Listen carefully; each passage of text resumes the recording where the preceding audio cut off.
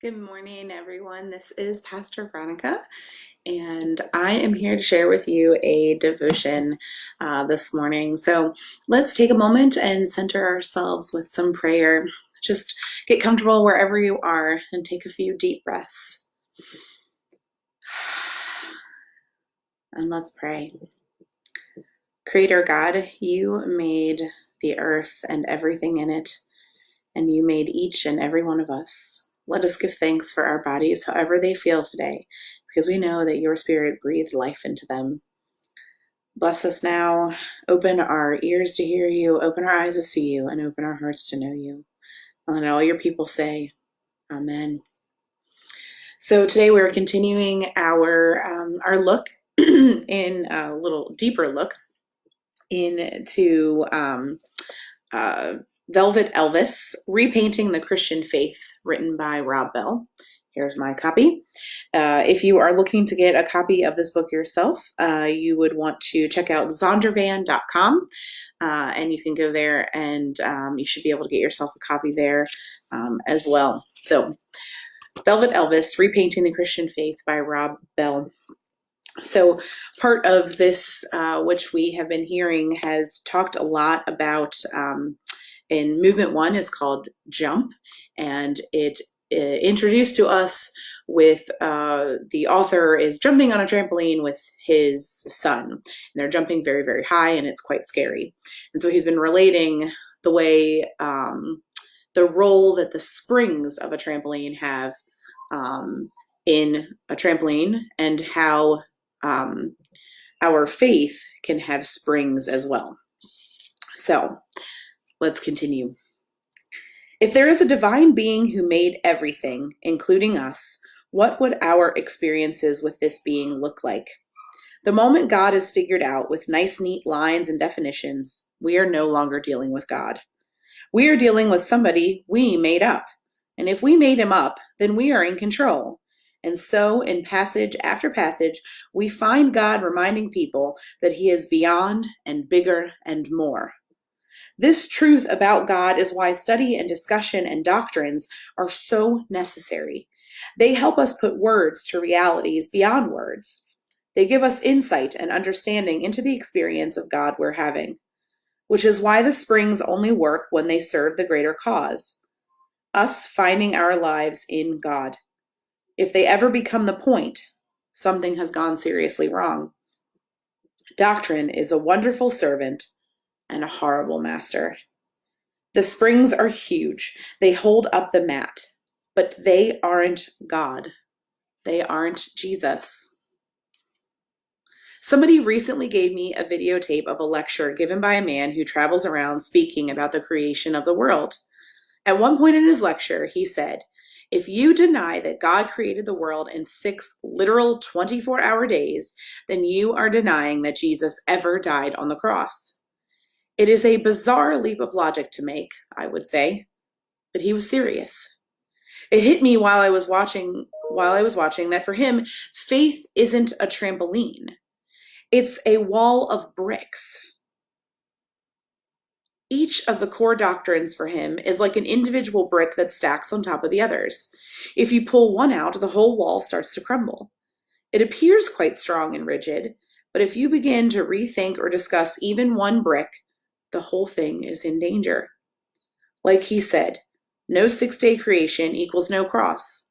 Remove one, and the whole wall wobbles. What if tomorrow someone digs up definitive proof that Jesus had a real, earthly, biological father named Larry, and archaeologists find Larry's tomb and do DNA samples and prove beyond a shadow of a doubt that the virgin birth was really just a bit of mythologizing the gospel writers threw in to appeal to the followers of the Mithra and Dionysian religious cults that were hugely popular at the time of Jesus, whose gods had virgin births? But what if, as you study the origin of the word virgin, you discover that the word virgin in the Gospel of Matthew actually comes from the book of Isaiah? And then you find out that in the Hebrew language at that time, the word virgin could mean several things. And what if you discover that in the first century, being, quote, born of a virgin also referred to a child whose mother became pregnant the first time she had sex? What if that spring was seriously questioned? Could a person keep jumping? Could a person still love God? Could you still be a Christian? Is the way of Jesus still the best possible way to live? Or does the whole thing fall apart? I affirm the historic Christian faith, which includes the virgin birth and the Trinity and the inspiration of the Bible and much more. I'm a part of it, and I want to pass it on to the next generation. I believe that God created everything, and that Jesus is Lord, and that God has plans to restore everything. But if the whole faith falls apart when we re-examine and rethink one spring, then it wasn't that strong in the first place, was it? This is because a brick is fixed in size. It can't flex or change size, because if it does, then it can't fit into the wall. What happens then is that the wall becomes the sum total of the beliefs, and God becomes as big as the wall. But God is bigger than any wall. God is bigger than any religion. God is bigger than any worldview. God is bigger than the Christian faith. This truth clicked for me last Friday in a new way. Somebody showed me a letter from the president of a large seminary who was raising money to help him train leaders who would defend Christianity. The letter went on about the desperate need for defense of the true faith. What disturbed me was the defensive posture of the letter, which reflects one of the things that happens in Brick World. You spend a lot of time talking about how right you are, which of course leads to how wrong everybody else is, which then leads to defending the wall. It struck me reading the letter that you rarely defend a trampoline. You invite people to jump on it with you. Sorry. I'm far more interested in jumping than I am in arguing about whose trampoline is better. You rarely defend the things you love. You enjoy them and tell others about them and invite others to enjoy them with you. Have you ever seen someone pull a photo out of their wallet and argue about the supremacy of this particular loved one? Of course not. They show you the picture and give you the opportunity to see what they see. That's all I have for you today. So we're wrapping up springs and continuing with bricks. There's a whole lot in this, and I can imagine that some of the parts of this were really difficult to hear. And thank you, Kate and Heather, for joining me. Good morning to both of you. I imagine that hearing this might have been hard. It might be a struggle to hear, the section particularly about Jesus and about what the word virgin means. That can be a struggle for people to hear. And some people might have felt icky hearing their pastor say the word sex. But it is what it is. And we are real people, and things like that. So what I find really interesting about this is when he talks about the difference between a spring and a brick. As a whole basis of this section, this first chapter is called Jump, and it's about a trampoline. And he talks about the different parts of the trampoline and the roles that they play and how they relate to our faith. And so one of the things that I really appreciate is he talks about how, if you've ever looked at a trampoline, right, you've got the mat, that is sort of a big piece of material. And then around the mat, you have a metal frame that's circular as well. And then connecting the mat to the frame. So remember, frame is solid, mat is solid. You don't have a solid spring. You have lots of springs. And what does a spring do? It expands and contracts and expands and contracts every time you jump on it.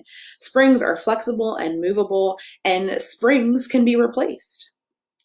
And if you lose a couple of springs on your trampoline will still function. It'll still work. It might be a little lopsided, but those springs are replaceable. They can be damaged or broken, and the device can still be functional. That is what he is pointing out about faith, is that that those springs are doctrine. They're things that humans create to help us understand faith better and deepen our relationships with God. And so that's great. That's a wonderful, wonderful thing. But what he wants us to know is that those springs can change and doctrine can change. And as a female pastor, I really appreciate that, because there was a time in our church body in the Lutheran Church, that women could not be pastors because there was a spring that said only men can be pastors. And a group of people decided 50 years ago this year that that spring needed to be changed and a new spring needed to go in there. So that spring was taken out and it was replaced with a new one that said women can be clergy. And then 40 years ago, there was a spring. There had been a spring that said that that women of color could not be clergy. And then that spring got replaced with a new spring that said not only can women be pastors, but women of color can be pastors too.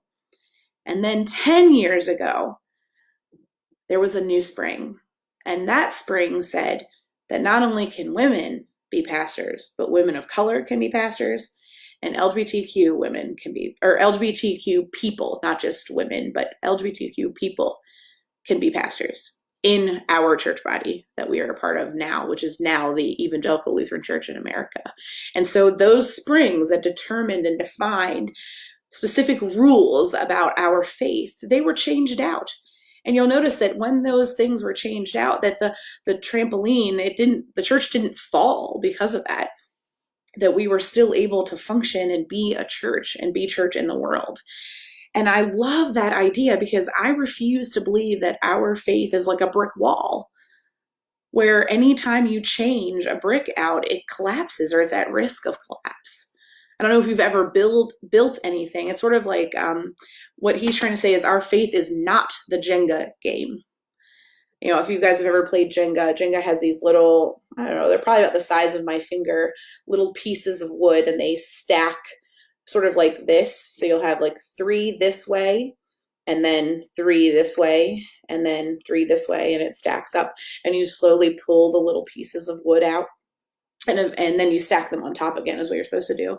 And eventually, you'll pull them out, and the whole thing, if you're the unlucky person who pulls out that one piece and the whole thing collapses. What Rob Bell is saying in here is that our faith doesn't work like that. It's not a brick wall where when we pull pieces out, we change things around, when we replace things, that it doesn't, the whole thing just doesn't collapse. It's not that fragile. Our faith is not that fragile. And that I love that, and that is so reassuring to me that we can discover as our faith journeys grow and change, as we grow and change, that we can change those springs out and the whole thing isn't going to be destroyed. Because I don't know about you guys, but my faith has changed and grown and developed as I have changed and grown and developed. That what I believed when I was a child is different than what I believed as a teenager, is different than what I believed as a young adult, is different than what I believe now. That we grow and change, and our faith grows and changes with us, and our faith is not so fragile. Or rather, I should say, God's love for us is not so fragile that when we grow and change, it all collapses like a flan in a cupboard.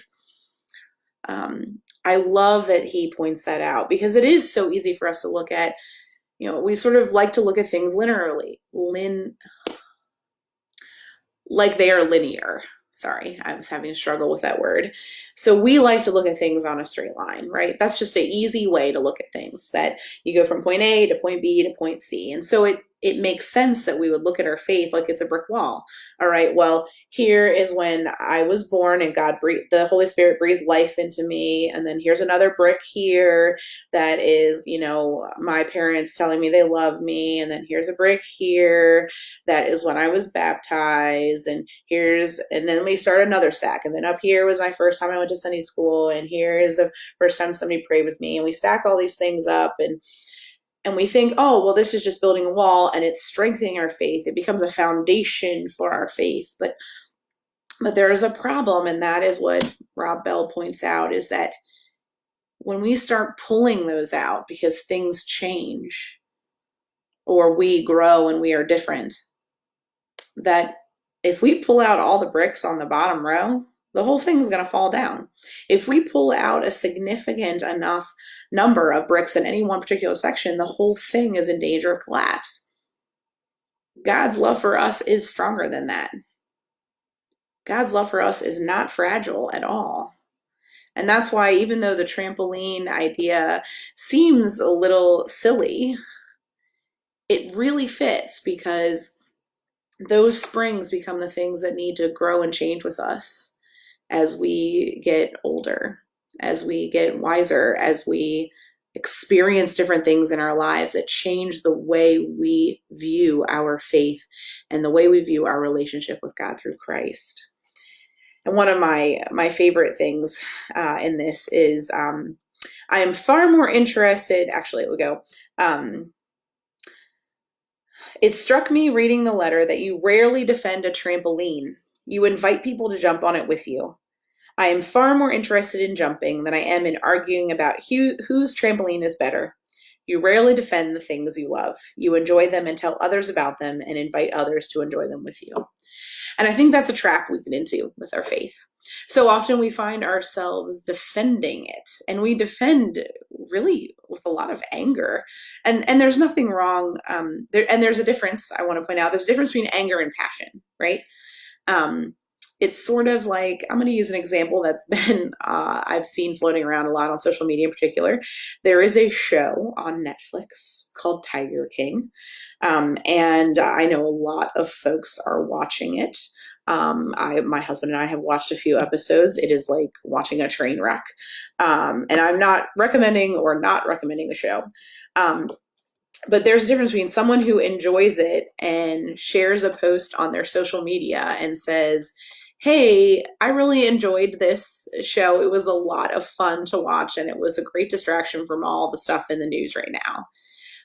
There's a difference between that and someone saying, if you're not watching the show, you're an idiot. It's the best show there is, and I don't want to hear anything from someone who doesn't like it, because you obviously don't know what you're talking about. You can hear the difference in that, right? That there's a difference between saying, I really enjoy this and I would love to, to hear some other folks are watching it too, and here's what I like about it.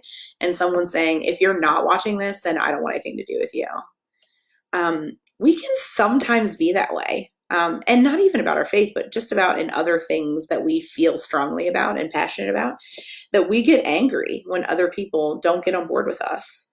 And that is such a turnoff.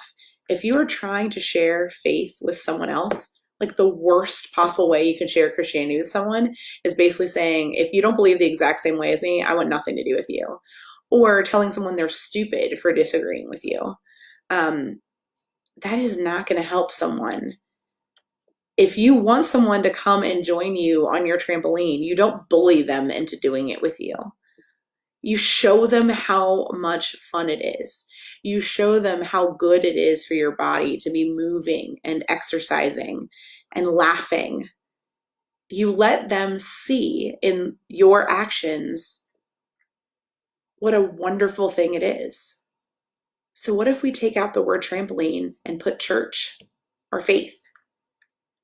We let the people around us see, wow, that person is really having a great time.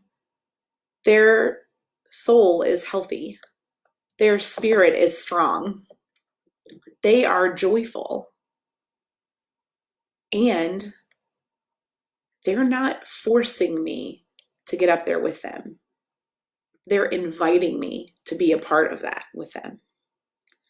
So that is my call to all of you, that in this time where we are basically solely using forms of technology to communicate with other people, that we look at what we're sharing on Facebook and Twitter and TikTok and Snapchat and YouTube, and I don't know, there's like 10,000 other things that we have on media, even in our emails and text messages and Zoom chats with people, that we look at the way we share our faith or other things that we're passionate about even.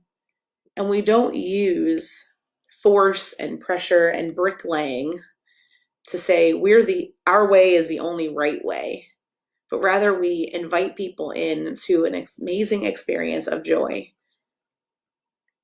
just like if we were jumping on a trampoline and having fun. We invite people to join us in the joy. So I urge you to do that, especially now that we have all of these opportunities to communicate to people, and everyone is stuck getting their information through a computer screen or a television screen or on their smartphone, that we all try to do our best to encourage people to share in the joy that is following Christ and loving God and being open to the Holy Spirit, just like we would share the joy of being on a trampoline. If you'd like to join me for devotions again, next week is Holy Week. Things are going to look a little bit different, so keep an eye out on our church Facebook and website, www.kalenaemanuel.com, for a Holy Week schedule. Things are going to look not the same as this week, but we'll be back to our normal devotions the week after Easter. Next week will be a different schedule, like I said. So keep a lookout for that schedule. And if you're not getting the church emails and you'd like to, please send an email to pastor@kalenaemanuel.com, and I'll get you added to the email list. Or you can send a message over our Facebook page with your email address, and we'll add you to the list. Thank you, Dennis Nelson, for joining today, and to everyone else. I hope that you all have a wonderful day, and I look forward to seeing the way you invite others to join you on the trampoline of faith with joy. May God bless your day. God loves you, and so do I. Goodbye, friends.